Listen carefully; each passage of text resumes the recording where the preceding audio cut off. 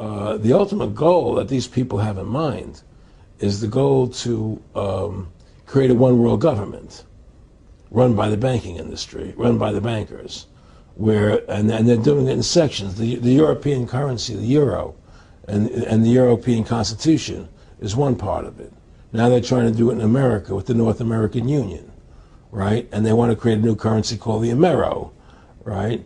And the whole agenda is to create a one-world government where everybody has an RFID chip implanted in them.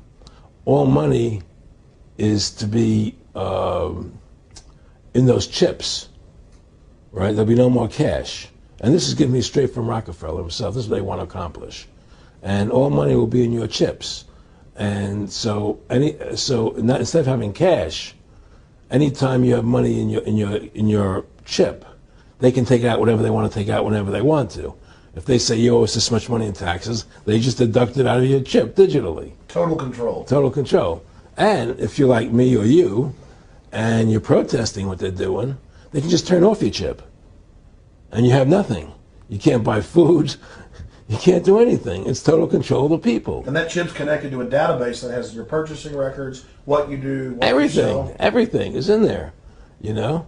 And so they want a one-world government controlled by them, everybody being chipped, all your money in those chips, and they control the chips, and they control people. And you become a slave. You become a serf to these people. That's their goal. That's their intentions. Aaron, can you be specific about when you met Rockefeller, how it happened in these discussions? I met Rockefeller through a female attorney I knew who called me up one day and said, one of the Rockefellers would like to meet you. I had made a video called Mad as Hell, and he'd seen the video and wanted to meet me and knew I was running for governor of Nevada. So sure, I'd love to meet him. And I met him, and I liked him, and he was a very, very smart man. And we used to talk and share ideas and thoughts. And he's the one who told me 11 months before 9/11 ever happened that there was going to be an event. Never told me what the event was going to be, but there was going to be an event. And out of that event, we were going to invade Afghanistan to run pipelines from the Caspian Sea. We were going to invade Iraq, you know, to take over the oil fields, establish a base in the Middle East, and make it all part of the New World Order. And we'd go after Chavez in Venezuela. And sure enough, later 9/11 happened. And I remember he was telling me how how you're going to see soldiers looking in caves for people in Afghanistan and Pakistan and all these places. And there's going to be this war on terror, which is no real enemy. And the whole thing is a giant hoax, you know, but it's a way for the government to take over the American people. He told you it was going to be a hoax. Oh, yeah. Oh, yeah. There's no question. He says, there's going to be war on terror. And he's just laughing. There's no... Who are we fighting? I mean, why do you think 9/11 happened and then nothing's happened since then? Do you think that our security is so great here that these people who pulled off 9/11, who were able to, can't knock down another plane? Come on, it's ridiculous. 9/11 was done by people in our own government and our own banking system to perpetuate the fear of the American people into subordinating themselves to anything the government wants them to do. That's what it's about, and to create this war, this endless war on terror. And that's why and that was the first lie. And the next lie was going into Iraq, you know, to get Saddam Hussein out with his weapons of mass destruction. That was the next lie. Now, specifically, this was a little over 6 years ago? This was 11 months before 9/11. Yeah. And Nick Rockefeller, who's a lawyer, he's become your friend over the previous years, and he's saying to you that there's going to be this big event, and then out of that we're going to have a war on terror, and it's just going to go on and on. Right. An endless war on terror without any real enemy. That you can never, so you can never define a winner. And did he say that it's going to be perfect because you can't define an enemy? It just goes on and on? Yeah, because you can't define a winner. There's no one to beat, so it goes on and on forever. And they can do whatever they want. They scare the hell out of the American public. Look, this whole war on terror is a fraud. It's a farce. It's very difficult to say it out loud because people are intimidated against saying it. Because if you say it, they want to make you into a nutcase. Let's But be the truth has to come out. That's why I'm doing this interview. The fact of the matter happens to be that the whole war on terror is a fraud. It's a farce. Yeah, there's a war going on in Iraq because we invaded Iraq. And people over there fighting, you know. But the war on terror, it's a joke, you know. And until we discover what really happened on 9/11 and who was responsible for 9/11, because that's where the war on terror emanates from. That's where it comes from. It was 9/11 that allowed this war on terror to begin. And until we get to the bottom root of 9/11, the truth of 9/11, we'll never know about the war on terror.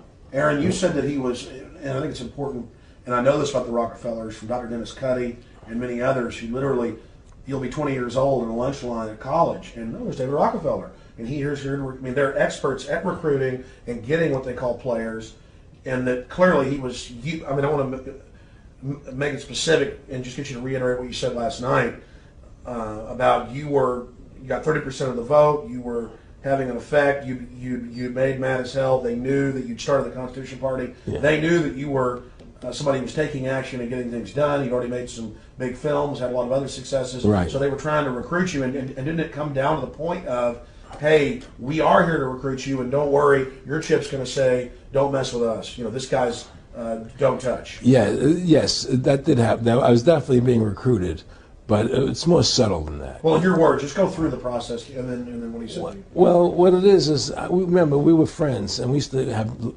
go to my house a lot. We'd have dinner, we'd talk, and he'd tell me about business investments I get involved in, you know, or they would help me with this business investment or that business investment.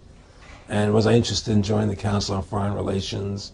You know, I would have to get a letter to join them, but was I interested in that? And you know, just stuff, you know, leading you on. And I used to say to him that I never really did that because that wasn't where I was coming from. You know, as much as I like you, Nick, you know, your ways and my ways we're on the opposite side of the fence. You know, I don't believe in enslaving people. You know, and he would come back with, "Oh, I do." Or? Well, it would be more like it's better for them. Well, it's more like, you know, how do I put it? It was like, what do you care about them? What do you care about those people? What difference does it make to you? Take care of your own life. Do the best you can for you and your family. What do the rest of the people mean to you? They don't mean anything to you. They're just serfs. They're just people. You know, it was just a lack of caring, you know, and that's just not who I was. It was just sort of like cold, you know. It was just like cold, you know. And I used to say to him, what's the point of all this? You have all the money in the world you need. You have all the power you need. What's the point? You know, what's the end goal? And he said the end goal is to get everybody chipped, to control the whole society. To have the bankers, the elite people, you know, the bankers and some governor controlling the world. And I said, do all the people in the Council on Foreign Relations believe this way you do? He said, no. You know, most of them believe they're doing the right thing. A lot of them believe it's better off being socialistic. You know, we have to convince people that socialism is really capitalism. Because America's becoming a socialist country. It's a communist country today. Well, one of the things they told me was that he was at the house one night, and we were talking, and he started laughing. He said, "Aaron, what do you think women's liberation was about?" And I said, I had pretty conventional thinking about it at that point. I said, I think it's about women having the right to work, getting equal pay with men, just like they won the right to vote, you know? And he started to laugh. He said, "You're an idiot." And I said, "Why am I an idiot?" He said, let me tell you what that was about. We, the Rockefellers, funded that. We funded Women's Lib, you know? And we're the ones who got all over the newspapers and television, the Rockefeller Foundation.